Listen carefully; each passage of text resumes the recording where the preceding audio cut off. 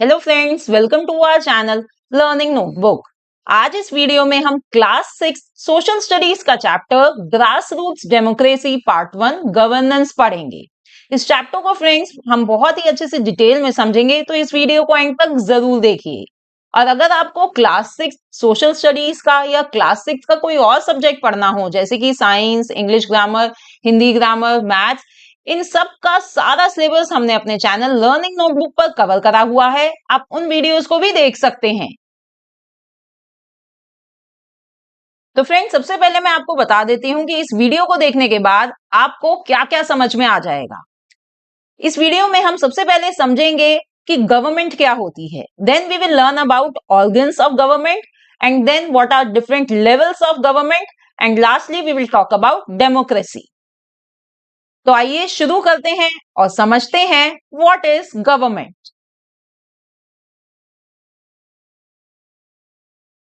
The group of people or system that create rules and ensures that they are followed is called a government. तो government क्या होती है? लोगों का समूह है, एक सिस्टम है जो रूल्स क्रिएट करती है और इंश्योर करती है कि जो लोग हैं वो उन रूल्स को फॉलो करें।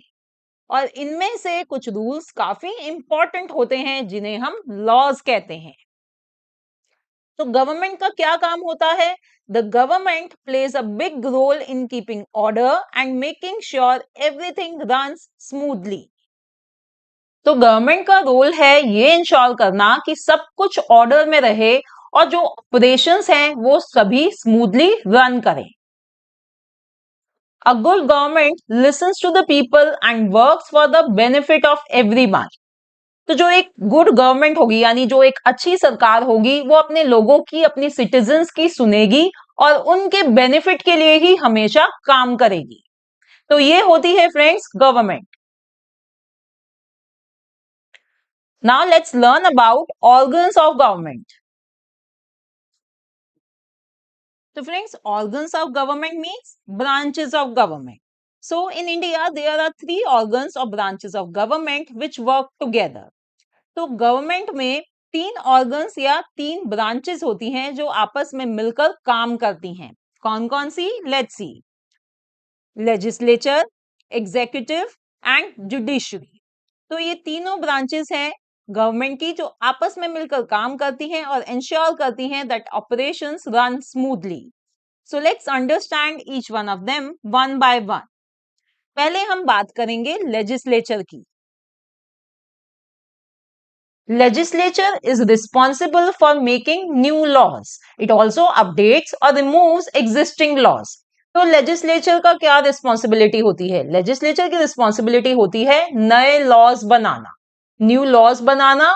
और जो एग्जिस्टिंग लॉज हैं, कई बार क्या होता है कि भाई करंट सिनेरियो के अकॉर्डिंगली कुछ लॉज ऑब्सोलीट हो जाते हैं, तो उन ऑब्सोलीट लॉज को रिमूव करना और जो एग्जिस्टिंग लॉज हैं अगर उनमें कोई चेंजेस करने हैं as per the current scenario, वो भी काम लेजिस्लेचर का ही होता है। तो लेजिस्लेचर का क्या क्या काम है? नए लॉज बनाना और एग्जिस्टिंग लॉज में चेंजेस करना, यानी उन्हें अपडेट करना, और अगर जो ऑब्सोलीट लॉज हैं उनको हटाना। In India, legislature constitutes the parliament at national level to formulate national laws. तो हमारी इंडिया में जो लेजिस्लेचर है, नेशनल लेवल पर जो लेजिस्लेचर है, दैट कॉन्स्टिट्यूट्स द पार्लियामेंट। ये देखिए, ये हमारी पार्लियामेंट बिल्डिंग है, ये पार्लियामेंट है। और ये जो पार्लियामेंट है friends, it consist of to houses. एक है राज्यसभा जिसे हम अपर हाउस कहते हैं, और दूसरा है लोकसभा जिसे हम लोअर हाउस भी कहते हैं। और दोस्तों, जैसे कि मैंने अभी आपको बताया कि ये जो पार्लियामेंट है ये नेशनल लेवल पर है, तो जो ये पार्लियामेंट लॉज बनाती है वो भी नेशनल लेवल के होते हैं, यानी कि वो जो लॉज होते हैं वो पूरी कंट्री के लिए होते हैं, पूरी कंट्री पर लागू किए जाते हैं। स्टेट लेवल की भी लेजिस्लेचर होती है, वो अभी हम थोड़ी देर में आगे पढ़ेंगे। ओके, अब नेक्स्ट ब्रांच है गवर्नमेंट की, executive. This branch is responsible for enforcing the laws passed by the legislature. अब ये जो नेक्स्ट ब्रांच है गवर्नमेंट की, एग्जीक्यूटिव ब्रांच, इसकी रिस्पॉन्सिबिलिटी होती है कि जो लॉस लेजिस्लेचर ने पास करे हैं उनको एनफोर्स करना, यानी कि उनको इम्प्लीमेंट करना। तो ये काम होता है एग्जीक्यूटिव ब्रांच का, कि उन लॉस को लागू करना। अब ये जो ब्रांच है ये स्टेट लेवल पर भी होती है और यूनियन लेवल यानी कि सेंट्रल गवर्नमेंट के लेवल पर भी होती है। The union executive consists of the president and the council of ministers with the prime minister as the head. तो फ्रेंड्स, जो यूनियन एग्जीक्यूटिव होते हैं उसमें होते हैं प्रेसिडेंट, प्राइम मिनिस्टर। प्रेसिडेंट और प्राइम मिनिस्टर होते हैं और प्राइम मिनिस्टर को एडवाइस करने के लिए होते हैं council of ministers. And prime minister is the executive head. Okay, तो अगर एग्जाम में आपको क्वेश्चन आए कि who is the executive head, you need to write the answer as the prime minister, while the president is the nominal head. Then the state executive consists of the governor and the chief minister as the executive head. और state level पर executive consist करता है governor, यानी executive में होते हैं governor और chief minister, और वहां पर chief minister is the executive head. Okay,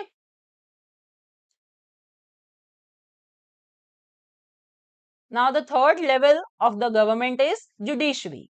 The judiciary is the system of courts which decides whether someone has broken the law, and if so, what course of action should be taken including punishment. तो judiciary क्या है? Judiciary एक system है courts का। इसी के under supreme court, high court, district court, lower court, ये सभी कोर्ट्स आती हैं। तो जुडिशरी का क्या काम होता है? इसका काम ये होता है कि जितने भी लॉज पार्लियामेंट से पास हुए हैं उनको देखना कि भाई वो ढंग से उनको हर कोई उनको फॉलो कर रहा है या नहीं। और अगर किसी ने वो लॉ तोड़ा है, उसको नहीं फॉलो करा है, तो उस सिटीजन को, उस पर्सन को पनिशमेंट देनी है। क्या पनिशमेंट देनी है, ये सारा काम होता है जुडिशरी का। It includes the supreme court, high courts and lower courts. जैसे मैंने आपको बताया कि जुडिशरी के अंडर ही सुप्रीम कोर्ट, हाई कोर्ट और लोअर कोर्ट आती हैं। The judiciary also ensures that laws are constitutional and that people's rights are protected. Judiciary ये भी इंश्योर करती है कि पार्लियामेंट में जो लॉज पास हो रहे हैं वो एज पर द कॉन्स्टिट्यूशन है या नहीं, और ये भी इंश्योर करती है कि भाई जो लोगों के राइट्स हैं उन लॉज से कभी लोगों के राइट्स वॉयलेट तो नहीं हो रहे, यानी कि वो कहीं खतरे में तो नहीं आ रहे लोगों के जो राइट्स हैं। तो ये भी काम जुडिशरी का होता है।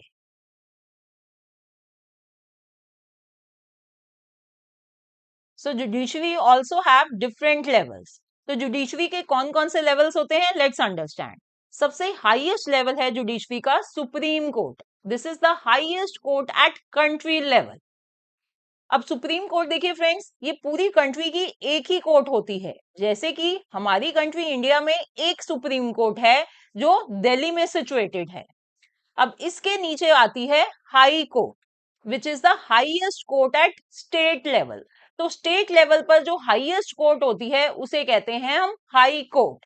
तो हमारे इंडिया में हर एक स्टेट की अपनी अलग कोर्ट है जो जो हाई कोर्ट होती है। जैसे कि दिल्ली की एक हाई कोर्ट होगी, महाराष्ट्र की एक हाई कोर्ट होगी, राजस्थान की एक अलग हाई कोर्ट होगी, इस तरह। इसके बाद आता है district court. This is the highest court at district level. तो डिस्ट्रिक्ट लेवल पर जो हाईएस्ट कोर्ट होती है उसे कहते हैं डिस्ट्रिक्ट कोर्ट। तो फ्रेंड्स देखिए क्या होता है कि अगर डिस्ट्रिक्ट कोर्ट ने किसी केस में कोई जजमेंट दी है और हम उस जजमेंट से सेटिस्फाइड नहीं है, तो हम उसके अगेंस्ट हाई कोर्ट में अपील कर सकते हैं। हाई कोर्ट में उस केस पर सुनवाई होगी, वो अपनी जजमेंट देगा। अगर स्टिल हम उस जजमेंट से सेटिस्फाइड नहीं है तो उसके अगेंस्ट हम सुप्रीम कोर्ट में केस फाइल कर सकते हैं। पर जो सुप्रीम कोर्ट ने जो जजमेंट दे दी है उस केस में वो फाइनल होगी। So supreme court gives final judgement, उसके अगेंस्ट हम कहीं भी अपील नहीं कर सकते हैं। Okay, so this is very important information. तो याद रखिए जुडिशरी के ये डिफरेंट लेवल्स होते हैं।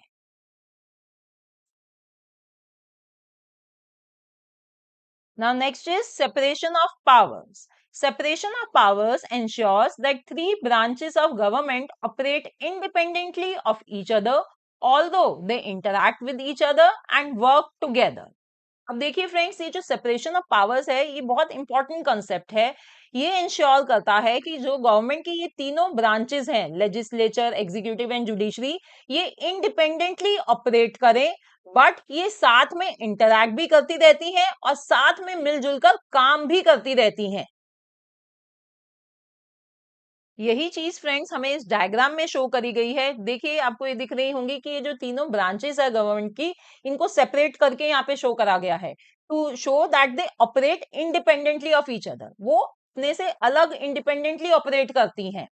और जो ये एरोस हमें यहाँ दिखाए गए हैं, ये डिपिक्ट कर रहे हैं that these three branches they interact with each other and work together. Operate तो इंडिपेंडेंटली करती हैं, बट आपस में मिलजुल कर इंटरैक्ट करके ही ये काम करती हैं। तो ये कंसेप्ट होता है separation of powers. So the question is कि ये सेपरेशन ऑफ पावर्स क्यों जरूरी है। देखिए, इसके बहुत सारे रीजंस हैं। Let's understand few of them. First is it prevents abuse of power. By separating power, it limits the potential for any one branch to become too powerful. तो जो ये सेपरेशन ऑफ पावर्स है, जब हम powers को separate कर रहे हैं, जो कॉन्स्टिट्यूशन है उसने इन तीनों ब्रांचेस की पावर्स को सेपरेट करा है, तो इस वजह से जो कोई भी एक ब्रांच ज्यादा पावरफुल नहीं बन पाती। भाई, सबकी जो पावर्स है वो सेपरेट हो गई हैं, तो अब कोई ऐसी सिंगल ब्रांच नहीं होती जो बहुत ज्यादा पावरफुल बन जाए और बाकी ब्रांचेस को वो उसको ओवरकम कर ले। तो ये होता है prevents abuse of power. Second advantage is that it promotes checks and balances. Each branch can check what other branch is doing and restore balance if one organ acts beyond its expected role. तो देखिए, अब इसमें क्या होता है separation of powers में कि हर एक ब्रांच जो है वो दूसरी ब्रांच के ऊपर एक चेक रखती है। वो देखती है कि भाई जो दूसरी ब्रांच है वो सही काम कर रही है या नहीं। जैसे कि एक एग्जांपल देखते हैं कि अगर लेजिस्लेचर ने कोई ऐसा कोई ऐसा लॉ पास कर दिया है जो सिटीजन्स के फंडामेंटल राइट्स के अगेंस्ट है, तो जो जुडिशरी है वो इंटरवीन कर सकती है। वो उस लॉ को डिस्कार्ड कर सकती है, वो उसके अगेंस्ट एक्शन ले सकती है। तो इस हिसाब से फ्रेंड्स एक चेक प्रमोट करती है ये सेपरेशन ऑफ पावर्स, और बैलेंस भी इस तरह से रिस्टोर होता है। Third is it safeguards freedom. It helps to ensure that government actions are subject to legal review and that individual rights are protected. तो जैसे कि मैंने आपको बताया, इससे लोगों के जो फंडामेंटल राइट्स हैं वो प्रोटेक्टेड रहते हैं। क्यों? क्योंकि जो गवर्नमेंट के एक्शंस हैं they are subject to legal review. Judiciary उसमें इंटरवीन कर सकती है और इस तरह से लोगों के जो फंडामेंटल और इंडिविजुअल राइट्स हैं they are protected. Now next is levels of government. तो फ्रेंड्स, अब हम पढ़ेंगे different levels of government. In many countries, including India, government functions at 3 levels. तो हमारी कंट्री इंडिया में गवर्नमेंट 3 लेवल्स पर फंक्शन करती है। सबसे पहले है central government, then we have state government और उसके बाद है लोकल गवर्नमेंट। तो ये जो ये सेंट्रल गवर्नमेंट होती है, it works at the national level, यानी कि ये एक कंट्री लेवल पर काम करती है, नेशनल लेवल पर। उसके बाद स्टेट गवर्नमेंट होती है जो स्टेट लेवल पर काम करती है। इसका मतलब कि हर एक स्टेट की अपनी अलग गवर्नमेंट होती है, यानी स्टेट गवर्नमेंट होती है। तो फ्रेंड्स, ऊपर जो हमने ये सेंट्रल गवर्नमेंट पढ़ा, नेशनल लेवल पर होती है, इसका मतलब कि पूरी कंट्री की एक सेंट्रल गवर्नमेंट होती है। स्टेट गवर्नमेंट, हर एक स्टेट की अपनी अलग गवर्नमेंट होती है। Then we have local government which is at the town और विलेज लेवल। जो छोटे छोटे टाउन्स होते हैं, विलेजेस होते हैं, उनकी अलग एक छोटी गवर्नमेंट भी होती है जिसे हम कहते हैं लोकल गवर्नमेंट। इसके बारे में भी हम आगे पढ़ने वाले हैं। तो पहले आइए समझते हैं सेंट्रल गवर्नमेंट के बारे में। The central government is also known as the union government in India. तो इंडिया में सेंट्रल गवर्नमेंट को यूनियन गवर्नमेंट भी कहते हैं। And it is responsible for matters of national importance such as defense, foreign affairs and currency. और जो ये central government होती है, ये कौन से मैटर्स हैंडल करती है? ये जो पूरी कंट्री के लिए जो मैटर्स इंपॉर्टेंट होते हैं, जिन्हें हम कहते हैं मैटर्स ऑफ नेशनल इंपॉर्टेंस, जैसे कि डिफेंस के हो गए, फॉरेन अफेयर्स हो गए, करेंसी हो गई, इन सभी मैटर्स को देखती है central government. The law making body of the central government is the parliament. और सेंट्रल गवर्नमेंट की जो लॉ मेकिंग बॉडी होती है, यानी जहां पर लॉज बनाए जाते हैं, उसे कहते हैं parliament. And the parliament has two houses. कौन कौन से? लोकसभा एंड राज्यसभा। लोकसभा को लोअर हाउस भी कहा जाता है और Rajya Sabha is also known as upper house. Now next level of government is state government. State governments handle issues specific to their respective states. तो देखिए, हर एक स्टेट की अपनी अलग गवर्नमेंट होती है जिसे हम कहते हैं स्टेट गवर्नमेंट। तो जो ये स्टेट गवर्नमेंट्स होती हैं, ये अपने स्टेट्स के इश्यूज को हैंडल करती हैं। देखिए क्या होता है कि हो सकता है कि भाई किसी स्टेट में इंफ्रास्ट्रक्चर अच्छा ना हो, वहां पर रोड्स की दिक्कत हो। तो किसी दूसरे स्टेट में हो सकता है कि हेल्थ केयर की दिक्कत है, कहीं पानी की दिक्कत है, तो कहीं किसी स्टेट में बिजली की दिक्कत है। तो हर स्टेट की अपनी अलग इश्यूज होते हैं। तो it's not possible for central government कि वो हर एक स्टेट पर इतना ध्यान दे पाए। जो नेशनल लेवल की गवर्नमेंट है, वो हर एक स्टेट पर इतना ध्यान नहीं दे पाती। इसलिए हर स्टेट की अपनी एक अलग गवर्नमेंट होती है जो अपने स्टेट के इश्यूज को हैंडल करती है। और वो इश्यूज क्या क्या हो सकते हैं? It is responsible to handle state level affairs such as education, healthcare and public works. तो जैसे कि अपने स्टेट की एजुकेशन से रिलेटेड जो सारी चीजें हैं, उनको उनको देखती है। हेल्थ केयर, वहां पे मेडिकल फैसिलिटीज कैसी होनी चाहिए। वहां पे पब्लिक वर्क्स, जैसे कि वहां का इंफ्रास्ट्रक्चर हो गया, वहां का बिजली पानी हो गया। ऐसे ऐसे इश्यूज को स्टेट गवर्नमेंट्स हैंडल करती हैं। अगर हम स्टेट लेजिस्लेचर की बात करें, most states of India have one house which is state legislative assembly. तो ज्यादातर जो इंडिया के स्टेट्स हैं, उनमें एक ही हाउस होता है जिसे कहते हैं स्टेट लेजिस्लेटिव असेंबली या विधानसभा। बट कुछ स्टेट्स ऐसे भी होते हैं which have to houses, like state legislative assembly और विधानसभा एंड स्टेट लेजिस्लेटिव काउंसिल और विधान परिषद। तो कुछ स्टेट्स ऐसे भी हैं इंडिया में जिनके दो हाउसेस होते हैं, ये हैं वो दोनों हाउसेस। तो फ्रेंड्स, ऐसे कौन से स्टेट्स हैं जिनके दो हाउसेस होते हैं? यूजुअली ये वो स्टेट्स होते हैं जो बड़े हैं। बड़े स्टेट्स के दो हाउसेस होते हैं, जैसे कि ये कर्नाटका है, उत्तर प्रदेश है, आंध्र प्रदेश है, तेलंगाना है, बिहार है। इस तरह के स्टेट्स के दो हाउसेस हैं।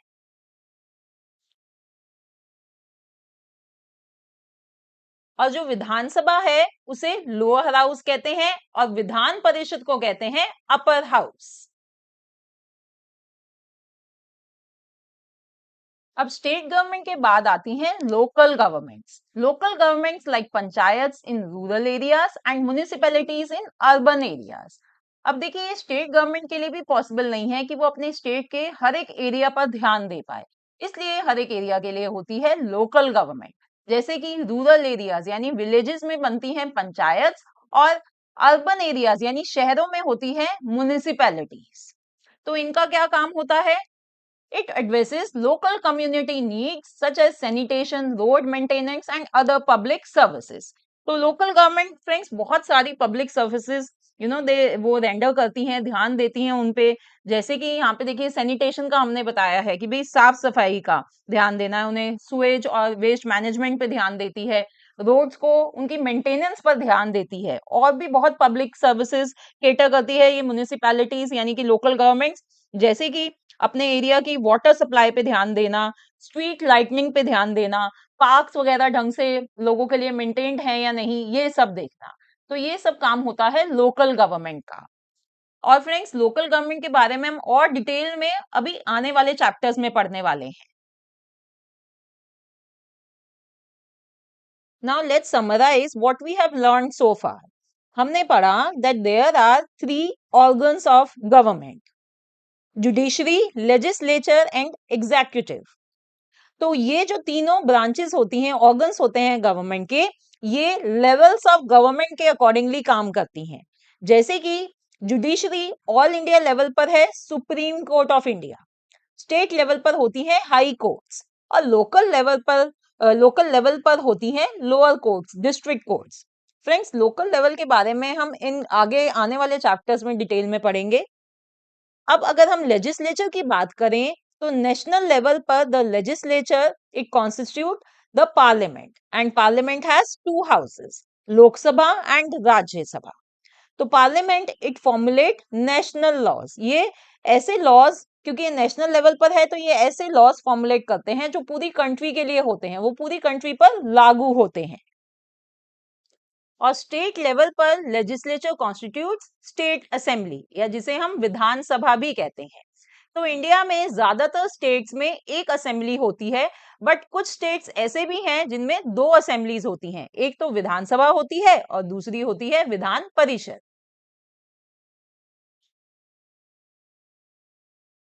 Then we learned about the third branch of the government, which is executive.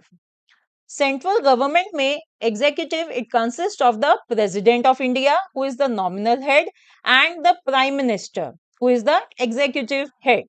Okay. और state government में executive consists of the governor, who is the nominal head, and chief minister, who is the executive head. तो ये सारा friends अब हमने summarise कर लिया है जो भी अभी तक हमने पढ़ा है। अब नेक्स्ट टॉपिक है हमारा democracy, which is a very important topic. Democracy means rule by the people. In a democracy people vote for representatives who make decisions on their behalf. तो देखिए फ्रेंड्स, डेमोक्रेसी का क्या मतलब होता है? Rule by the people, for the people end of the people, ये होता है डेमोक्रेसी। यानी कि डेमोक्रेसी में लोग अपने रिप्रेजेंटेटिव्स के लिए वोट करते हैं, उन्हें चुनते हैं, जो उनके लोगों के बिहाफ पर डिसीजंस लेते हैं। जैसे कि आपने देखा होगा कि हम लोग जो जो एडल्ट्स हैं वो वोट करने जाते हैं इलेक्शन के टाइम। तो किस लिए हम वोट करते हैं? जिससे कि हम अपने रिप्रेजेंटेटिव को चूज कर सके कि भाई ये हमारी तरफ से ये पर्सन है जो डिसीजंस लेगा। तो जब हम फ्रेंड्स देखिए आगे मैं समझाती हूँ आपको। In India these representatives are called MLAs, that is members of legislative assembly at the state level. तो जब हम स्टेट लेवल पे जो इलेक्शंस होते हैं उनमें वोटिंग करते हैं, तो यानी उस टाइम पर हम एमएलएस चूज कर रहे हैं, that is members of legislative assembly. यानी कि ये वो मेंबर्स होंगे जो स्टेट लेवल पर जो विधानसभा होती है वहां पर बैठेंगे, ये स्टेट लेवल के लॉज बनाएंगे। ओके। और जब हम नेशनल लेवल पर इलेक्शंस में पार्टिसिपेट करते हैं, उसमें वोटिंग करते हैं, then at that time we choose MPs, that is members of parliament. यानी ये वो रिप्रेजेंटेटिव्स होंगे जो लोकसभा में जाकर बैठेंगे और नेशनल लेवल के लॉज फॉर्मुलेट करेंगे।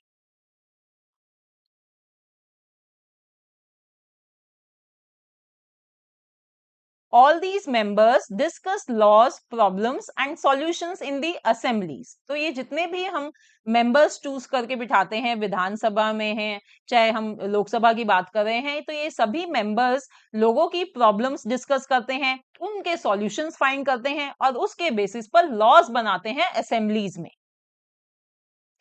And this system of electing representatives is called as representative democracy। और ये जो पूरा सिस्टम है जिनमें जिसमें लोग अपने रिप्रेजेंटेटिव को इलेक्ट करते हैं, इसे हम रिप्रेजेंटेटिव डेमोक्रेसी भी कहते हैं।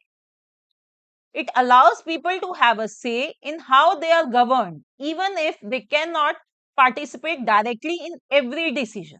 तो देखिए इतने सारे लोग हैं, तो हर एक पर्सन हर एक डिसीजन में, गवर्नमेंट के हर एक डिसीजन में पार्टिसिपेट तो नहीं कर सकता, इसलिए लोग अपना रिप्रेजेंटेटिव चूज करते हैं, उसको बिठाते हैं असेंबली में, जिससे कि वो इनडायरेक्टली कहीं ना कहीं अपनी बात उन रिप्रेजेंटेटिव्स के थ्रू कह सके, तो चाहे वो डायरेक्टली पार्टिसिपेट ना कर पाए हर एक decision. Now next concept is grassroots democracy.